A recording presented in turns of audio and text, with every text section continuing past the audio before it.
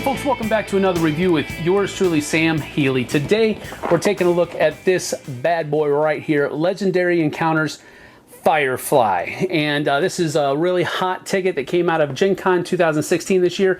And I am very glad I got my hands on this. We have been able to play it a few times now, and it has shown, kind of jumping ahead of myself, aren't I? Maybe I didn't like it. Let's get down to the table.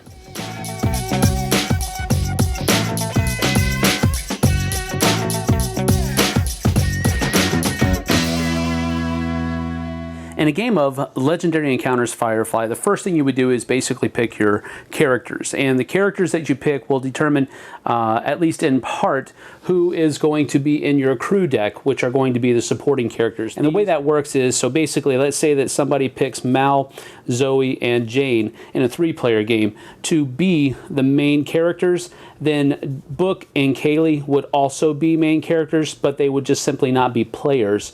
And then these 4 would represent the cards that go into the crew deck. So each Wash, Inara, Simon, and River all have their own decks of cards that will go into the crew deck, and that's how you determine how that goes. Whenever this card is played, you play it, and then that gives you the ability to draw another card. But then if you want to use the activate ability of your avatar's talent, then it would be discarded. And then you have a bunch of shiny cards, which are currency, and a bunch of misbehaved cards, which are combat value cards. And altogether, you have 13 cards in your hand, and you start with a hand of 6. Once you have taken your avatars and your hands, then it's time to build the episode deck. Legendary Encounters Firefly is played in an episodic manner in that it follows the different episodes of the TV show. In order to build an episode deck, you need, first of all, the episode mini deck itself. You also need a number of side jobs that are denoted by how many players are actually in the game. So, for example, in a 3-player game, we would add 2 side jobs. So we would take these side jobs, and these side jobs are different things that happen throughout all of the different episodes. Bring medicine to a sick colony, keep Jane in line, take on passengers, help deliver a baby, play tall card, juggle geese. These are all things that happen. You give it a shuffle, and each episode deck would get, like we said earlier, for 3 players, 2 each. Then there are also inevitable cards. There are only 3 of them because you're only going to be using 3 at a time, and you would randomly put these into the different episode mini decks. If you'll notice down here, there's an asterisk. That's because these inevitable cards cannot be combated or dealt with by cards in your hands in any way. They're inevitable. As a matter of fact, you can't even scan them when they're on the deck. And they have a different back, so you know where they are and when they are and all that kind of stuff. Now, what you would do is you would take the mini deck here and shuffle in the 2 side jobs, and then take your inevitable card, again, not showing anybody what it is, placing it on the bottom, and then that mini deck goes onto the episode deck. And then the objective card, which comes as well, is put in the objective section, and it tells you exactly what you need to do. So for episode 1, part 1, we have to recover 3 salvage, and we're going to get 1 credit and a talent for each one. All right, so this goes over into the objective deck. Now, as you begin the game, the first thing you would do is you would take your deck and you would draw 6 cards into your hand. So 1, 2, 3, 4, 5, 6, and these become the cards that you're able to use during the course of your turn. In the episode phase, you're going to take 1 card from the episode deck and put it face down into the verse, which means they're starting to creep slowly towards the combat zone. All right, so you cannot see what the card is until you scan. And in order to scan, you have to pay a number of combat value equal to the number that's represented by the space that the card is in. So as we come back to my hand here, I've got 4 combat ability and 2 buying power. I'm going to go ahead and buy the medical emergency. This comes into my discard pile, and then it automatically gets replaced here on the bridge. Then I'm going to use my 4 combat ability here and scan for this card here. Now, Normally, scanning over there probably isn't the best idea, but because there aren't any other things out here that I can combat with my 4 combat, you might as well. You might as well do something so that you can see what's coming and be able to plan for it. Hopefully, if it's an enemy, defeat it up here in the verse before it gets down here to the combat zone and starts striking you.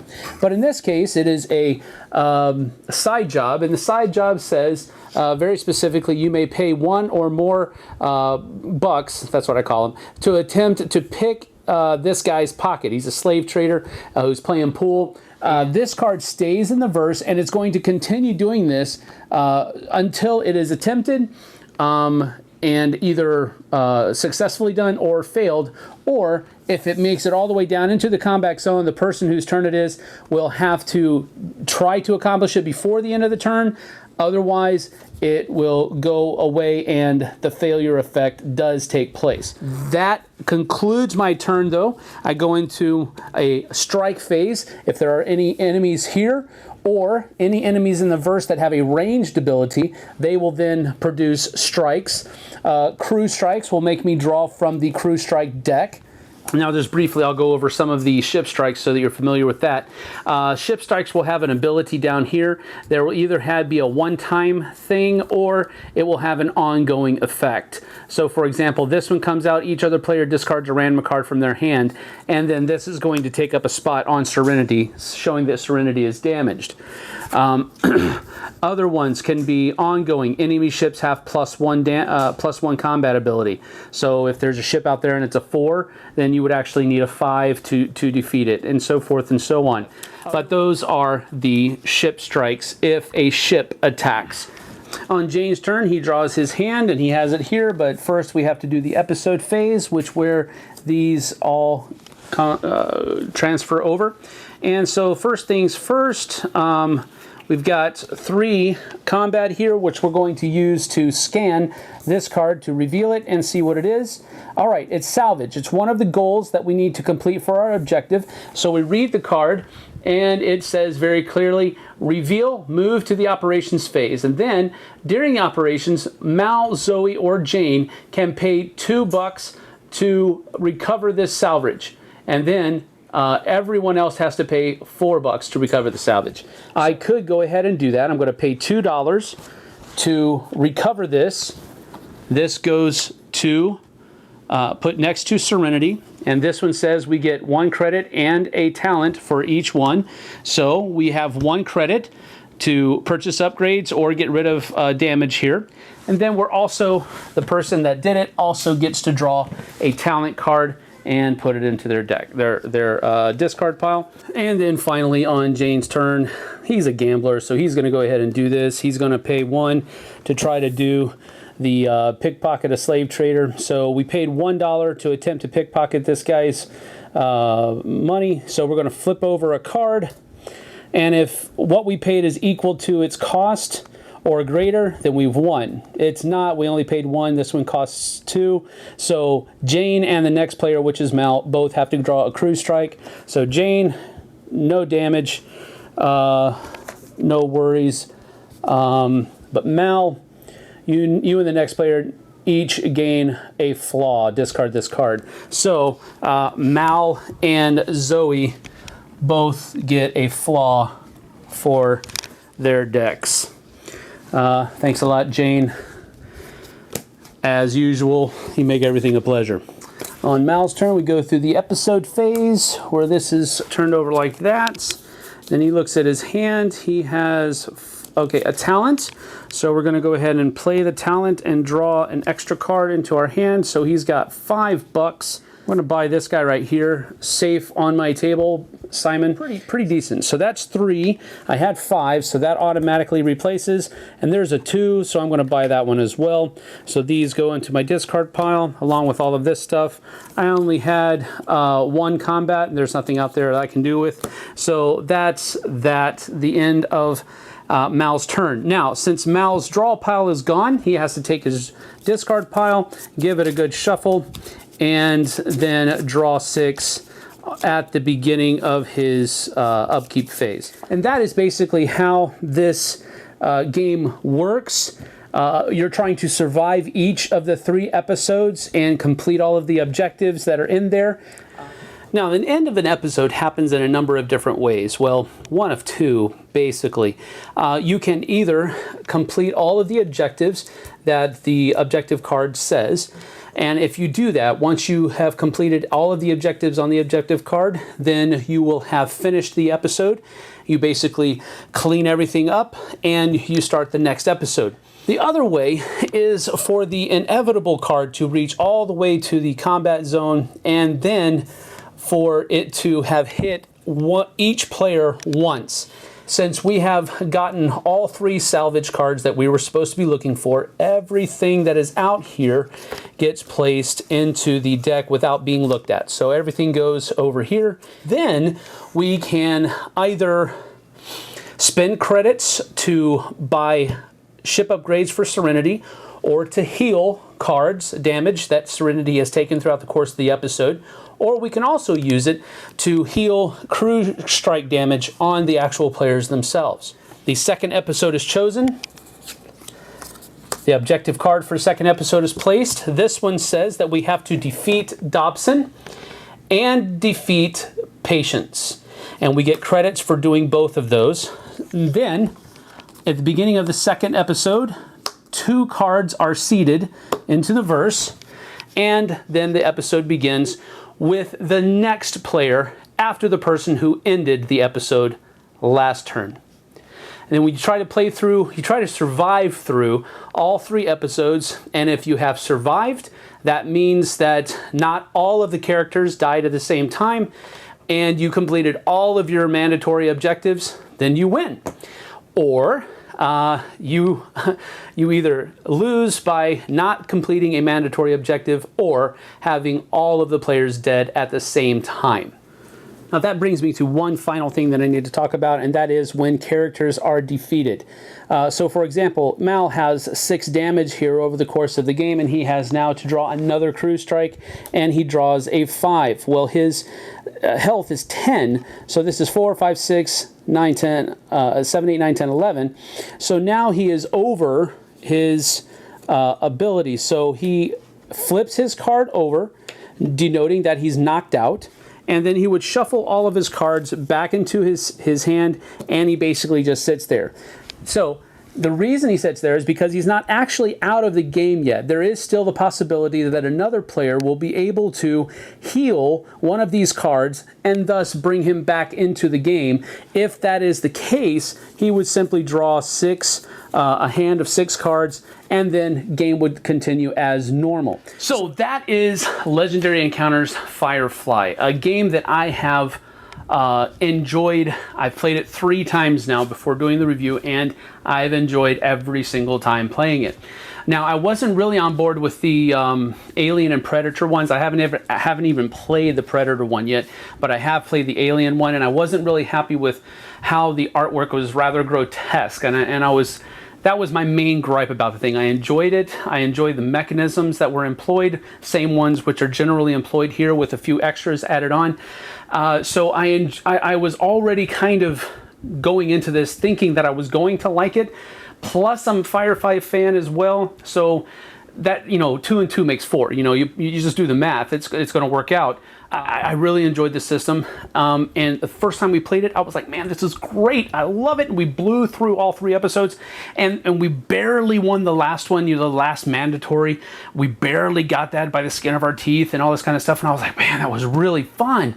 Then afterwards, I got online, started looking around, and found some people saying, wow, it's a really hard game, but it's very fun. And I thought, yeah, that wasn't very hard at all, actually. I mean, we didn't have any, I never felt like I was worried about being killed or anything like that. And what do you mean hard? So I started looking back through the box, and lo and behold, I had forgotten about half the episode deck out of the first episode.